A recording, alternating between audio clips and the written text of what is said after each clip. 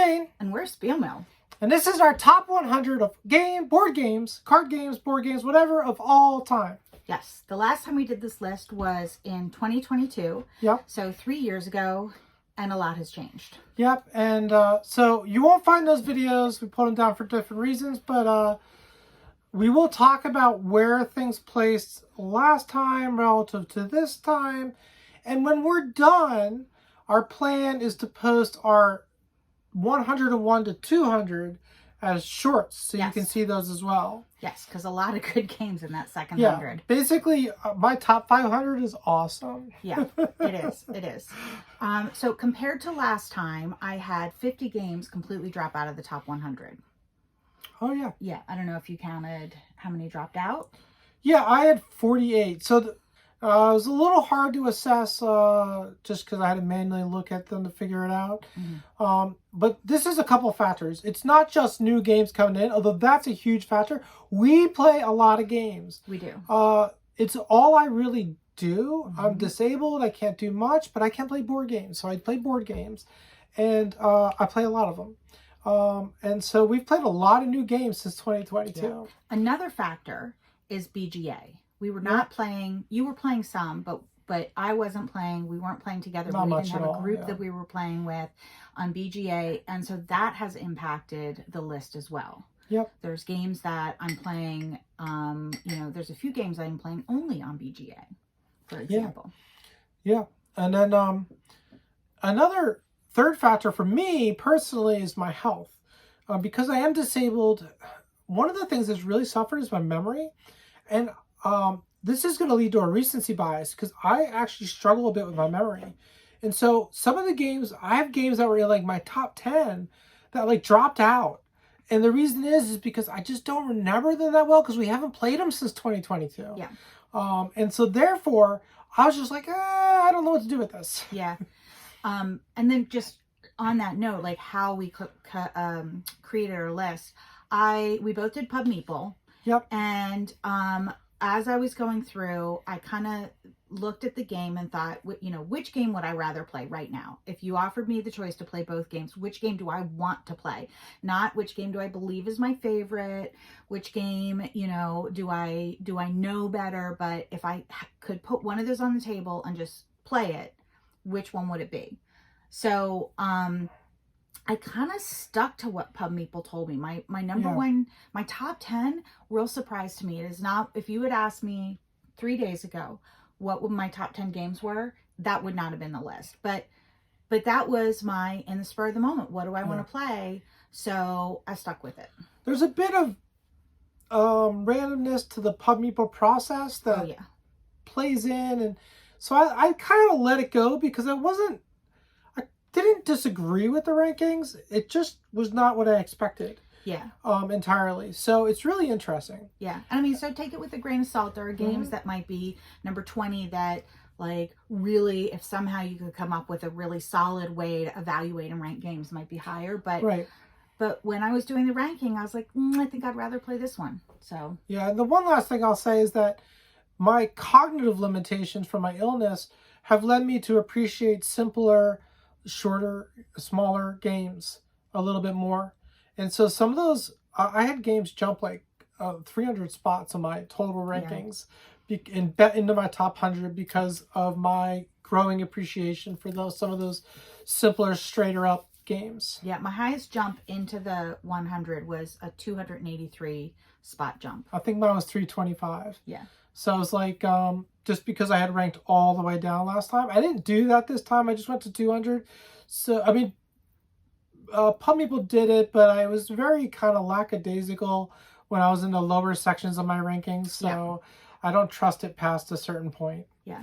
And I will say that my list, actually, I thought there would be a lot of those lighter games on there. Yeah. They're not. Most of mine are in my 100 to 200. My 100 to 200 are those games that I really, really love and appreciate with a much more, I think I would say much more deeply appreciate now than I did a couple of years ago, that are lighter.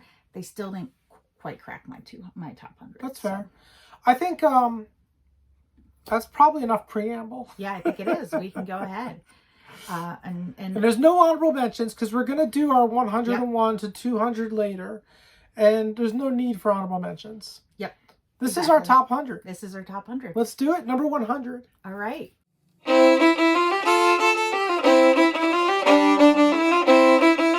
All right. So my number 100 is an oldie but a goodie. It dropped 74 spaces.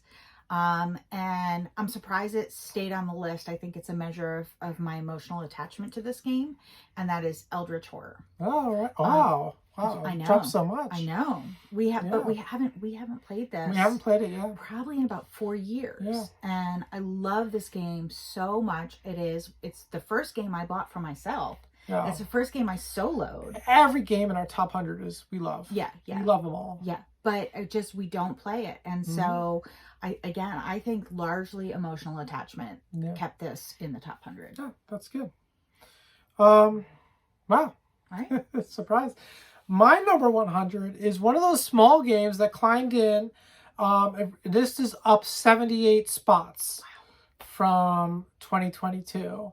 And this is Silver and Gold. We actually haven't played this so much recently, but we have played it within the last couple of years, of course. Yep. And when you play it, you tend to play multiple times. And I just really enjoy this little puzzly, quick game. Yeah, it's a really great game. Mm-hmm. Solid choice. It's just you flip over a card, you draw a shape on the cards. I like that you draw on the cards. It's just a silly little thing, but I like that. I do too. So we do that. We draw on the cards, and then we, you score as many points as possible. I'm pretty decent at it, I think, and I just really enjoy it. Fun story. This is our first flip and right / roll and right that we got. No, not our first roll and right. Well, I mean, unless you count Yahtzee, but yeah. Definitely not, yeah.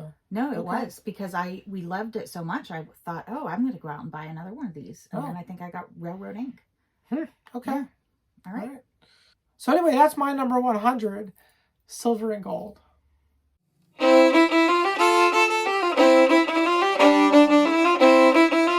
My number 99 is new to the list, and we don't own it. I've only played this on BGA. But I love it so much, and that is Dice Forge. Oh, wow. I that really is up there. I know, and I love it so much. I don't know why. Maybe in person it would be different, but the BGA experience for me for Dice Forge it's just one of my favorite games to play on there, and I'm always excited when it pops up in one of the Discord servers, the chance to play. I hop on it every time. So I really like this game. I would love to try it in person sometime. Sometimes games like that might be fiddly and less smooth in person. And so that might impact it, but on BGA it's really, really smooth, and I love that. It's sort of combo-tastic, right? Yeah. You're building your dice faces and choosing what strategy you're going to go. Are you going to go high gold? Are you going to go for the high numbers of the other symbols so you can get the card? Like, I just love this game so much. Yeah, so that is my number 99, Dice Forge. Right. Well, I have some online-only games, but there's not many in the top 100. There's more in my 101 and 200. Yeah, I think there's a lot there. So, but my number 99 is a big dropper. Okay. This one dropped 84 spots. Okay. And it's because we haven't played it. And I know that once we get it back to the table, it'll climb back up because it's a fantastic game. And that is Terraforming Mars. And we have the special edition terrain, but we haven't played with it yet. Oh my God. So we have to do that. Yes. So that'll make it probably climb even higher because I tend to like that tactile table presence kind of thing. And I love theme, and that's one of the reasons I love Terraforming Mars. It is in my top 100 still. I had to squeeze it back in. To be honest, it was like pushed out. And I was like, what? I got to squeeze it back in. So I squeezed it back in. I made a couple adjustments, and because I just thought it belonged here, and I thought it was, it's just a really good game. I just enjoy, I do love heavy Euros, and this is a card game, really, a card heavy Euro. Yeah. But I hear people talk about Ares Expedition, which we haven't played, so take this with a grain of salt. But I like the board, the map on the board, the different tracks on the board, plus the card play. I love the card play. combination of those elements. Yeah. That is a big part of what I love about Terraforming Mars. Yeah. It's not just the card play. I like the card play, but I like the combined elements, which I know is something that is at least minimized a little bit in like Ares Expedition, even though I haven't played it, so I'm just sort of judging based on what I've heard and seen. Right. But I'm just thinking, like, I doubt I would like that more. I know for some people that replaced the original, I doubt that would be the case for me. Yeah, I doubt it too. I love that the engine builder that the cards provide. I love having all of those different cards and the opportunity to do a different engine every time. But then again, it's like building that engine and then the interplay with what's happening on the board. Exactly, the interaction there. Yeah, it's great choice. Yep. Yep. So that's my number 99, Terraforming Mars.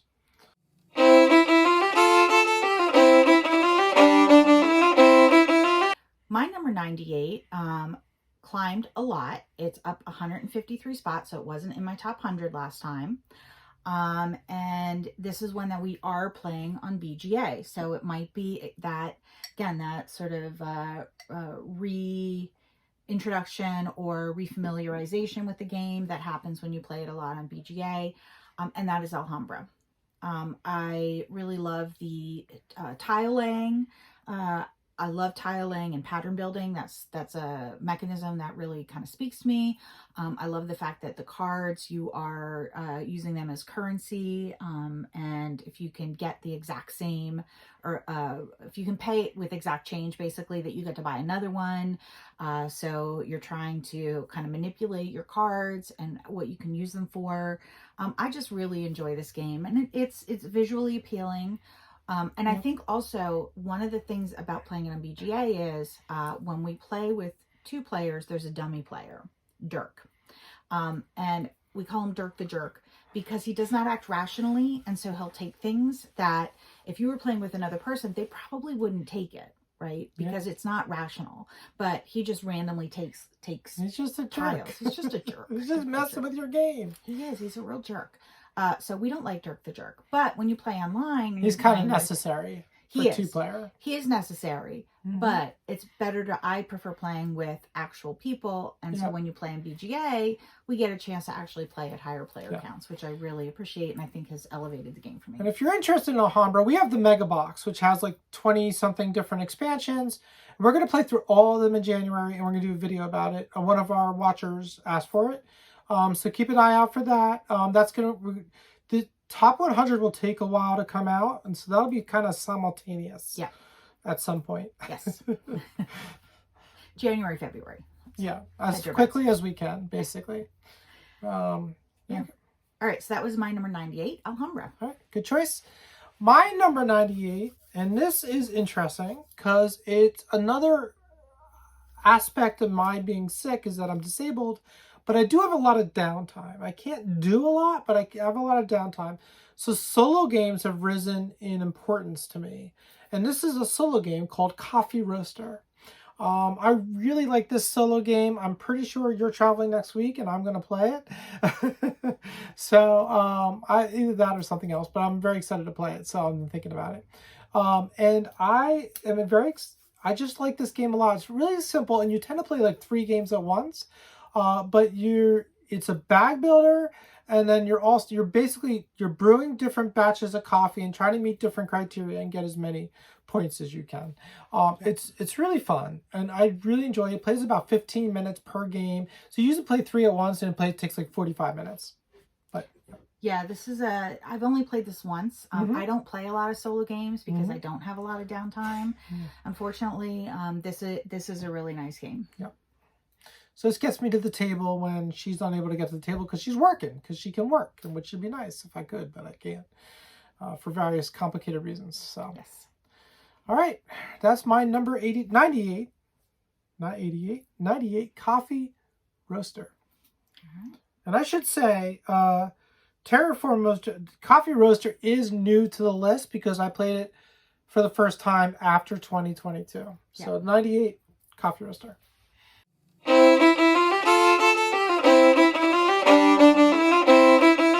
All right, well, my number 97 is new to the list. I've only played it on BGA. although we do own it, and that is Forest Shuffle. Oh, yeah, that's not surprising. Oh, boy, do I love Forest Shuffle.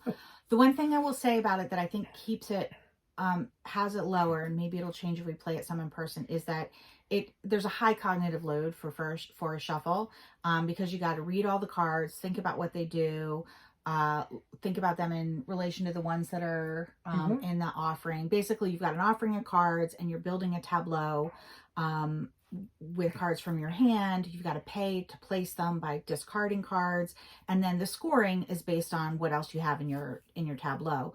And it's a forest ecosystem. So there's trees, there's birds, there's butterflies, there's animals, there's flowers and other plants. And so like a butterfly might score if you have lots of butterflies, or a carnivore might score if you've got lots of prey animals for it. So that's a lot to figure out. Sometimes I go to take my turn on BGA. I'm just like, oh, this is not a quick turn. I can't take this quickly. I've got to really think about it. I'll pass it and come back when I'm not just taking a quick break. That being said, I love this game. I think it's beautiful. I love the tableau you're building. I love the sort of real world mechanism of, the relationships in the ecosystem. Yeah, that's my favorite part, I think. Yeah. It's so cool. I love this. I love the expansions, what they bring to it. There's a new one on BGA right now. So we have this game. Oh, they have the new expansion on BGA? Yeah. It's in the game we're playing right now. Okay. Oh, there was a different thing in setup that I was like, I don't know what to do here. Oh, the drafting. Yeah. I just said yes to all the variants, but there's a new expansion too. I don't know when it came out, but it's new. Okay. It's the first time I've seen it on BGA. Yep. Yeah, and so that is my number 97 for Shuffle. Again, one I've only played on BGA. Would love to get to the table someday, but we'll see what that does to it, whether it takes it up or down. I think it'll probably take it up. All right. Good choice. My number 97 climbed 183 spots in my rankings. And this is one of those simple games, but I absolutely love it. I love the spatial analysis in it, and I couldn't play it for a while because of my health, because it's a little more physically demanding, and that is Tuki. Tuki is a game where you have a cylindrical shaped objects, and then you have a pattern you have to build as quickly as possible. And it's a real simple concept, and there's other games that try to do similar things, but I just really love this. It's my favorite of this kind of game, I think. When you're trying to do speed like that against other people. And I like the spatial analysis of it. I think I'm pretty good at it, so I kind of enjoy that tweaky, 3D analysis kind of thing. And then, I don't know, I just really enjoy it. But it's simple, and I do remember having a lot of fun playing it. So when I did the Pub Meeple thing, it just kind of did pretty well.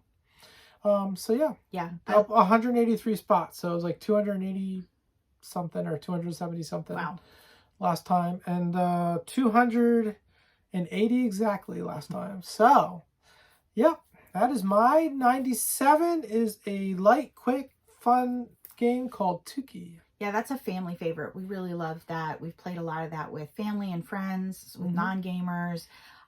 Really interesting and clever game. We won it. We won one of those BGG contests. And we won the game, and then we liked it so much that to play it with more people, we bought a second pack, and so we could play it with more people at once. Yeah. So we bought our own copy of the game because we liked it that much. Yeah. Yeah. Great game. All right, number 97, Tuki. Sorry.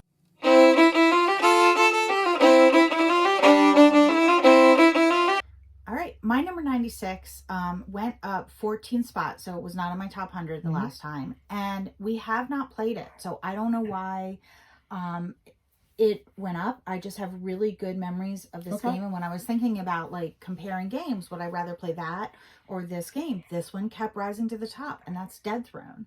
Wow. Yeah, I know, right? But we just had so much fun with that. We haven't played it that much. It's kind of an open world exploring where you're building up your power before you battle the big boss. And there's, different types of locations that you can go to that are, maybe... See if I can find it. Yeah. One might be like a like an altar. And you can go get stuff there that you need to make yourself more powerful. I mean, it's been a couple years since we played it. I don't remember the specifics, but we had such a lovely time. And again, when the way I built this list was I went on emotion. Like I remembered what it looked like. I would go to BGG if I couldn't remember it and look at the pictures and try to jog my memory so I knew what I was thinking about. Like, did I want to play that or did I want to play, you know, Ra? I want to play Dead Throne for damn sure. Okay. So, and it made its way up and it is number 96. Yeah. It's a cool concept. One of the cool concepts with this game was, at least with the original that we backed, I think the second edition didn't have this, but the lid of the box so cool. had the market built into it, so that you would turn up the lid and you'd put cards in there like it's a market, and that would serve as the market in this open world-ish game. And it was kind of cool how it's set up. But I think it was expensive to produce, so I don't think they kept that when they reprinted. And that's certainly part of the experience. I love a game with a market where you're going in and you're buying equipment or, garb, weapons. Of course. Yeah. I mean, I love that kind of stuff. That's so fun. it's just a really fun game. It's that type of experience. I think it's a really good representation of that type of experience of open world, fighting a big boss, getting equipment that you Fighting need. big box. Come at me, Alhambra! Might take on Alhambra, but not Wingspan. It's the biggest of boxes. Well, oh my God, Gloomhaven's coming! Run! You got to work your way up. These are box battlers. Yeah, Alhambra to Wingspan to Gloomhaven. Anyway, it is in a big box, and that is Dead Throne. All right. My number 97. 6, right? 96. Okay, that's what I thought. Make It's sure I on was row 97 because there's a title. Yeah. My number 96 is also got solo play, so that fits in here. And it's a roll and write. But it's one I really like, and I know you really like too, and it's Seven Bridges. Oh, I do. And this was one that really did me good when I was really sick. And I would struggle with my cognitive. I would literally get pain from thinking. And so I would take it, and I still do sometimes, but not as much. But I would take a turn and my brain would hurt like heck, and then I would color. We would color in the buildings. Yeah, exactly. So, and then, the pain would slowly dissipate, and then I'd take my next turn. And that's how I got through the game. And there's cartographers had a similar benefit for me. And so this game had that map coloring going in. And this is, you have a map and you have 7 bridges on the map, and you're trying to walk around town by passing as many buildings and as many trees as you can, and by circling buildings, and there's all kinds of stuff going on. Visiting landmarks, yeah. And one of the cool mechanisms in it, there's 7 bridges and there's 7 scoring conditions. You score each scoring condition, the number of scoring conditions equal to the number of bridges you cross. So if you cross all 7 bridges, you get to score all 7 scoring conditions. But if you only cross 6, you have to ignore one. So that's how it works, and it's really cool. Yeah, it is. I really love this game.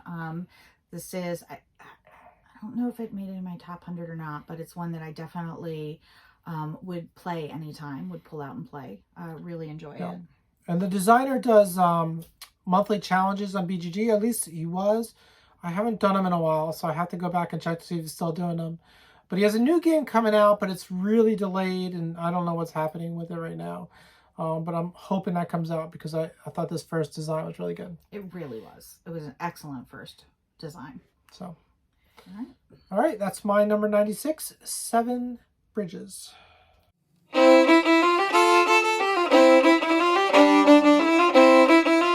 My number 95 is Down 23 Spaces. We just played it. I still love it. And that is Dead Man's Cabal. Oh, wow. That's pretty high, yeah. Yeah, I love Dead Man's Cabal, at least in part because of its table presence. It's got good table bones, three-dimensional bones. It's got skulls in different colors. It's got an ossuary. I mean, come on. It's the board is not a square board. It's laid out. I know we really are. It's an ossuary with 3D skulls. Bring it on. Take my money. The board is, what do you call it? Not component. What do you call it? When you take pieces and you put them together. Oh, it's a modular. Modular. Thank you. It's kind of a modular board. Yeah. It doesn't matter how you arrange it though. But it's just worker placement spots. But still, I like that. It's a modular board, and you've got a hand of cards, and basically they're dead party guests. You're throwing a party, and you're inviting the dead to come to your party, and you need to perform a ritual to get them to come to your party. Yep. And to perform that ritual, you have to have the right number of bones and skulls, or skulls in the right colors. And it's just, about getting the right things to invite the right guests. But it's so thematic. Oh my God, this game is it's one of my favorite spooky season games. It's delightful. It's not super heavy. Yeah. It's a fairly quick play, but for pulling it out in October, or anytime you want a spooky game with lots of skulls and whatnot. But for us, it ends up being mostly a October game. But it's one of my favorite. It's one of my absolute favorite October games for the sheer table presence and theme of the game, and the integration of the theme into the mechanisms. You're collecting skulls, 3-dimensional skulls. Did I mention that? They're so cute. It's cool. Yeah. All right. So that is my number 95. A good choice. I like, even though it doesn't matter how you arrange the pieces of the board, I like that you can make it any way you want, so you can make it look really cool in different formations and stuff. Yeah. My number 95 is a game I've only played online, and this is, I think, the highest ranked of the games I've only played online. There's one that I initially played online or something like that coming up, but this one is Age of Champagne, and this is I don't think it's my highest ranked wine game. I don't think it's even, but anyway, I have at least one or two coming up. But I love the theme of wine, so that's cool. Winemaking, I think it's a great theme. And I also just find this game really fascinating. I only 80% know what I'm doing. Same. But I've played it on BGA a number of times, and every time I just enjoy it so much. So I do too. It made my list, and it made it really high. And I can't surprise, because normally, I will be honest, I prefer simpler games on BGA. I find the complex games, even though I love them in person, I find the complex games on BGA to be just, I don't pay enough attention to the details. But this one kind of works for me. And again, I only 80% know what I'm doing, so maybe that helps, actually. But you usually play against me, and I maybe like 75% know what I'm doing, so. So, yeah, but I enjoyed this game. I think it seems to be really well done. Last I heard, it was supposed to be Kickstarted at some point, but I don't think that's happened, unless we missed it somehow. We'll have to check into it. I'll have to look into it, because I think I would like a physical copy of this game, for sure. Oh, for sure. So. Yeah, I would too. I will say this is not in my top 100, but you will see it in my top 200 for sure. Good to know. Yeah, right. but I really enjoy this as well, and would like to get a copy. Yeah, I think it's definitely up there. So 95, Age of Champagne. Right. The other AOC. Yes.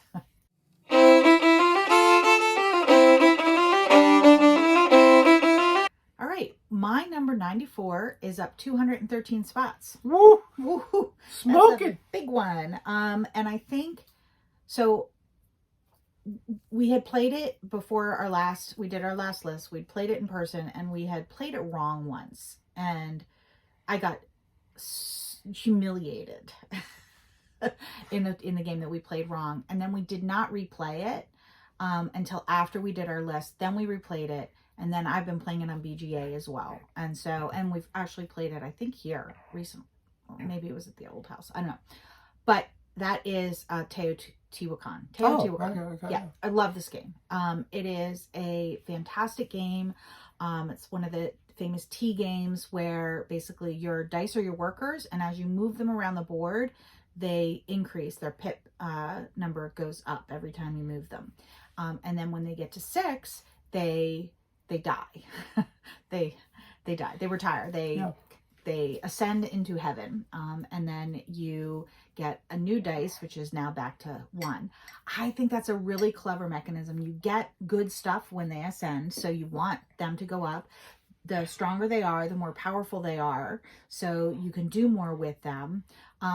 But you also don't necessarily want to lose them right away either, because you don't, then you're back down to a 1 dice. So it's kind of that walking that balance. The board is modular, so it changes its order every time, which matters because you can only move so far with your dice. And you might have an action that you need stone for, but the stone is way on the other side, and so you can't you can't get your stone before you do it without having a couple other things in the middle. And then by that time, your dice is now back to a 1 because it's ascended and it's not strong enough, and it's like a whole thing. So I like that in the game. I like where there's a lot of different factors that you have to weigh and calculate to get the most out of your turn. So Teotihuacan is my number 94. Good choice. Slight spoiler, it just dropped out of my top 100, but barely. But that's all I'll say about it. Love the game. You can play it on BGA. Love it on BGA. It actually works pretty well on BGA. I think I still don't pay enough attention to the fine details. Yeah. Like it happens on many of these complex games on BGA. It's too hard for me to pay attention to those fine details. Yeah, there's a fine line between something that's too hard to pay attention to on BGA and something that is complex, but you don't need to kind of go back and like reassess everything every time you take a turn. That's where it gets hard, is when you got to reassess, okay, where are all my pieces? What was I trying to do? Yep. What do I want to do 3 turns from now? That can make it really hard. Sometimes I do use the little notes function. It does help a little bit with that. Yeah. All right. That was my number 94. All right, my number 94. You're going to cry that this isn't higher, but it's Bunny Kingdom. Bunny. I love Bunny Kingdom. It's in my top 100. It dropped 13 spots from last time.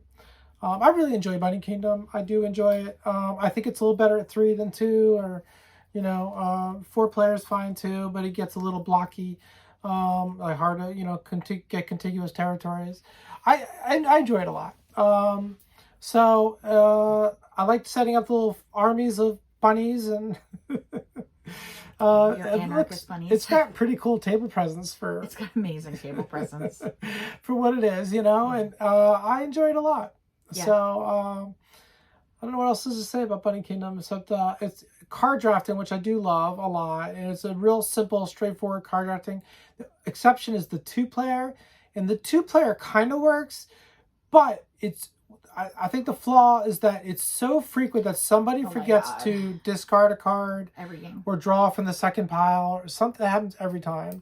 So somebody forgets. And it throws their things off, and then That's why I was so excited to find this on BGA, because you can play at 2. It's fine at 2. Yeah. It's spoiler alert. It's higher on my list. Was in my top 10 the last time we did this list, and we mostly played with 2. So it's okay, but 3 or more, I think 3 is where it shines, to be honest. Not 4, not 2. Yeah, I think 3 is probably ideal too. So because the board doesn't get too crowded. Yep. That's my number 94 is Bunny Kingdom. All right.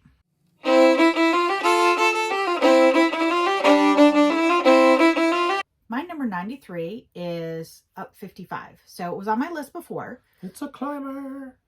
I'm sorry, drop 55. Oh. Yeah, it was at 38 before. And you just say it was on your list. Okay. Yeah. So, and I've been playing it a lot on BGA. I think the reason it dropped isn't because I like it less. It's because we've played so many really good games. And that is Space Base. Oh, wow. Okay. Yeah. I love Space Base. So with Space Base, you are buying cards and you tuck them under, you got a strip that's 1 through 10, 1 through 12, and 1 through 12, you tuck your cards, and when the other players roll a number, you get the benefit from the ones that are sticking out up at the top.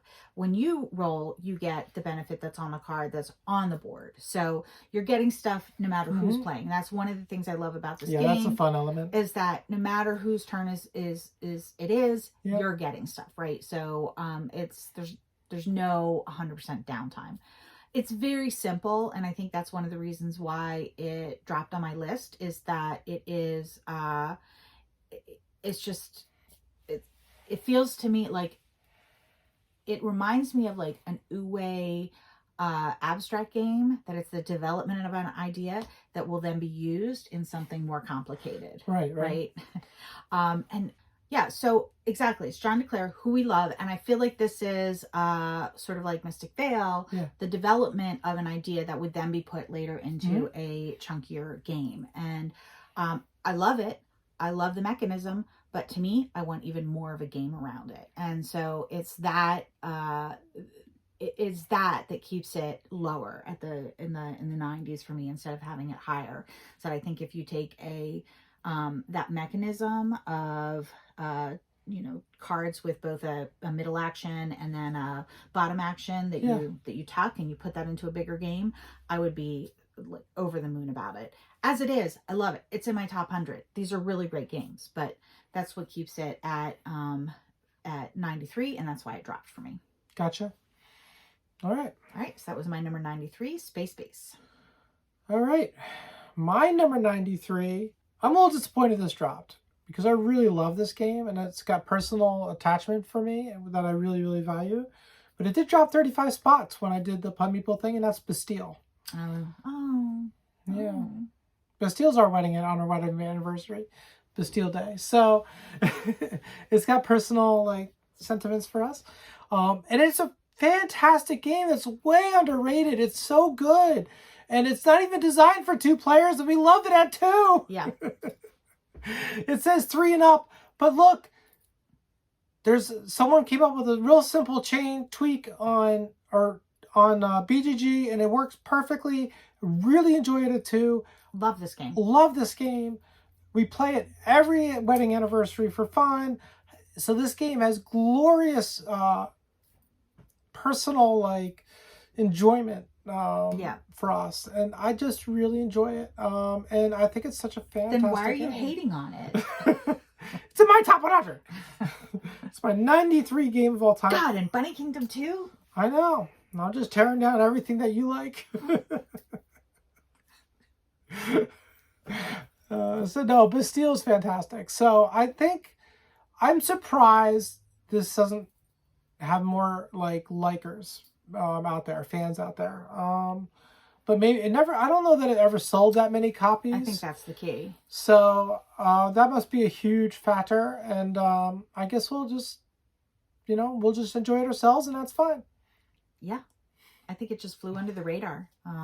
But it's so interesting. I love the fact you've got action selection tokens that are numbered 1 to 5, and you start out with just 1s and 2s and maybe 1, 3. Right. And you have to take an action to upgrade that to get it to a higher number. But then the higher the number is, either the earlier you go in the turn, or the more powerful it is, depending on what you're doing, or both, right? And so there's an element there of trying to upgrade your pieces so that you can have more power later, but then you're wasting a turn. Yeah.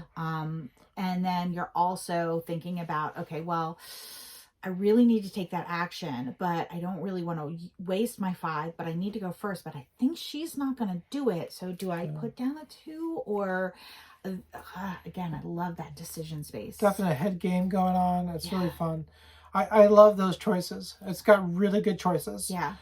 And I think that's what makes it such a fun game for us. Oh God, it's really good. It really is. And you've got bonuses that you're getting each round. Who doesn't love a bonus? You're competing for sometimes you're just competing for who gets the better bonus or who gets first pick of the bonus.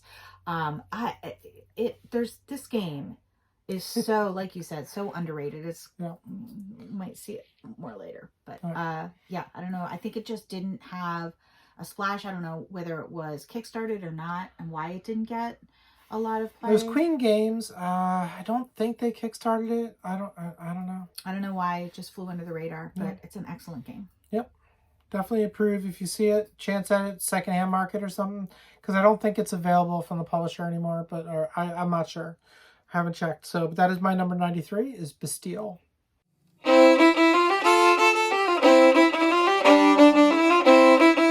My number 92 is new to the list, and it may have some recency bias. We'll see.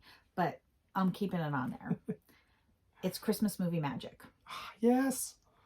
I love this game. So we just got it this year. It is a game that you play while you're watching a Christmas movie.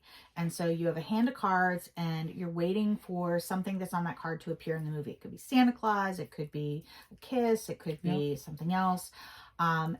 If you want, you can discard that card, but then it's open for both of you to score. Yep. So let's say I have Santa in my hand, Mall Santa, and I don't think Mall Santa's going to come up. I discard it, but then it comes up and oh my gosh, Jane sees it first and she scores it. And so that's a fun tension in there. So this has us, and then there's a strategy too. You don't want a handful of things that aren't going to score, or something that you know is going to score, but it's not going to score until way later, but it's mucking up your hand. So there's a strategy to discard. But then you're like, by the end of the game, there's like 50 cards in the discard, and you're shouting things out and racing to get it. And it's so much fun, especially for Christmas movies, which you maybe watch every year and you see over and over again. Well, this is a great way to spice it up. Jen's an aggressive discarder. I am. That's my strategy is I'm like, discard. I will hold on to something if I know for sure it's coming up or I really believe it's going to come up and it's a high scorer. But otherwise, I'm getting it out of my hand. I don't need that clogging it up. This game is so much fun. And our most of our TV time is watching murder mystery shows. So we made up our own set of cards for murder mystery shows with the same rules. And we were hoping to post it to BGG at some point, but we're still play testing it. So we just like it that much that we play it with murder mysteries now. So, and then a couple of things. You can make your own cards. So we made our own cards. When we watch Christmas movies, we watch a lot of queer romance, Christmas like rom-coms, right? So we have like Pride Flag is one of them, or Coming Out Story, right? And so we've got a lot of those personal to us. We also implemented this in a spreadsheet because it's too hard for Jane to sit up. We couldn't do it like at a table. We do this via spreadsheet, but that also makes it a little bit easier to have a lot of discards. Like you can have 50, 60 discards in a small space right in front of you instead of on a table that might be a little bit harder. So It'd be different. Yeah, so there's a couple of things there that make this really very different from what some other people might have in their experience. But it would be hard for me if there were discards next to us and I had to like hunt through them. That physical activity would be hard for me. Yeah. Just mimicking it right there. Yeah. Well, I could feel that. And this is something that we can do. Like you've got your recliner, which is very supportive of your body. And even on a day when you're tired and can't move, we might be able to play this as long as you're not falling asleep. So it's fun. And because we adapted it for murder mysteries, we can now play it all year and not just at Christmas time. We love it so much. It's so much fun. We're very excited. Yeah, it is. So that is my number 92. I suspect it's going to stay high on my list. But we'll see. We enjoy it a lot. Yeah. And that is Christmas Movie Magic. Good choice. My number 92 dropped. It dropped 48 spots from 2022. I love it. We just played the expansion recently, and this is Taverns of Tiefenthal. First of all, thematically, love this game. It's got a great feel and table presence to it. That has this modular tavern that you build and flip things over and make actions more powerful, and it's deck building and dice drafting, and it's got great stuff going on. So it's fantastic. It's probably, there aren't enough tavern themed games. I think it's a really well designed tavern themed game, or really fits that theme very well. So we really like it for that reason, but we like the gameplay a lot too. And we have the expansion, all the in the base game and in the expansion, all the different components are kind of modular, so you can play with whichever ones you want and which ones not to. We play with them all. Yeah, I was going to say, or... You're not supposed to. Hear me out. You can play with them all. You're not supposed to, really.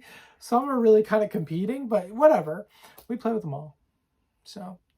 More is always better. More is better. That's what we believe. So, yeah, really enjoyed that one. So, Taverns of the Thief Fall, my number 92.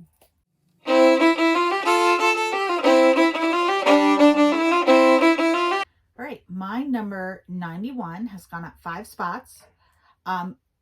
We have not played this very recently. Again, this is one that I think it went up because when I was going through the list, I looked at pictures of them. I tried to remember what it was like to play it. Thought about, okay, which experience do I want more? This one, it's stayed up there even though we haven't played in a while, and that is Foundations of Rome. Oh, good choice. Really love this game. The 3D nature of the pieces. You're building up this city on your board and trying glorious table presence. Yeah. Oh my God. So much table presence. You're really competing with each other for like the best space. So again, there's that same tension of, do I do it now and make sure I get the best spot, right, but I'm also then kind of giving up something else? Or do I wait and hope that who I'm playing against doesn't take that specific spot I need so that I can do something more powerful? And I just really enjoy that in a game.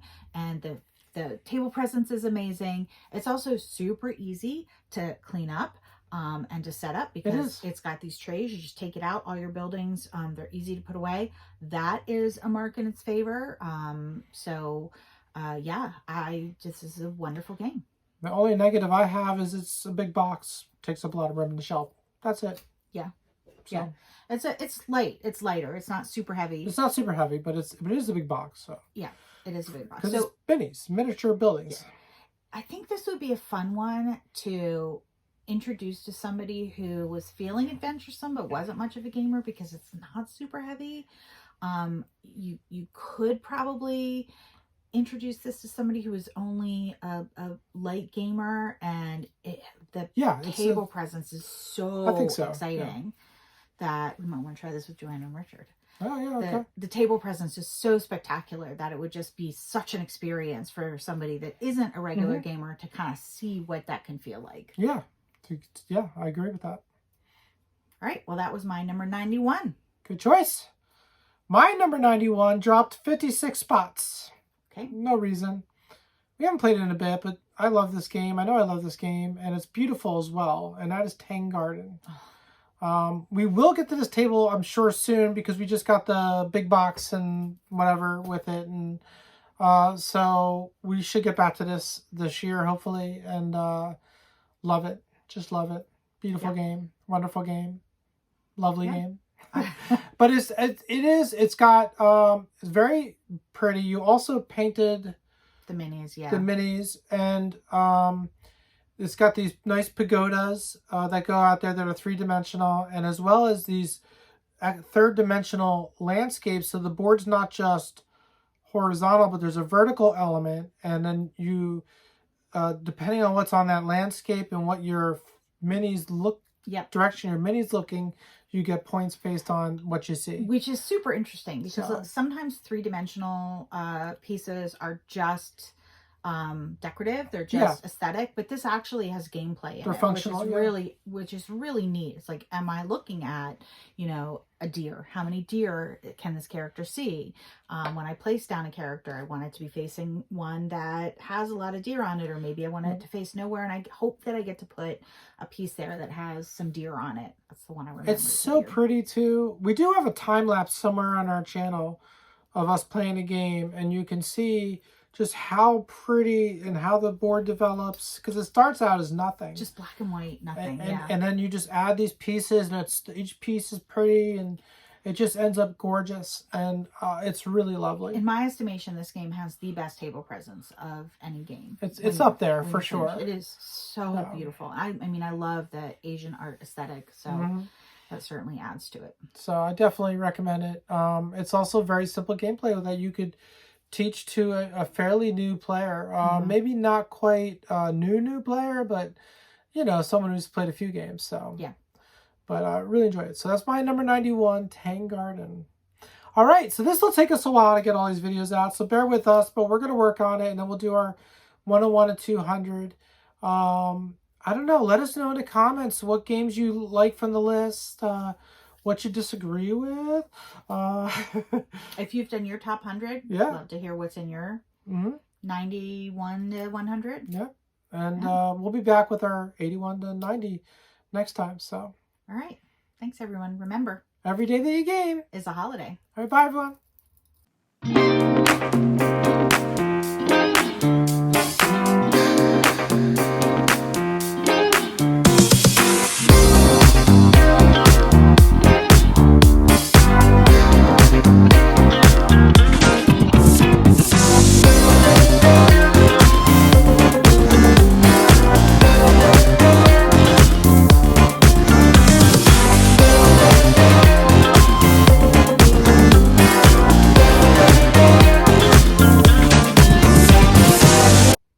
Everybody do the forest shuffle.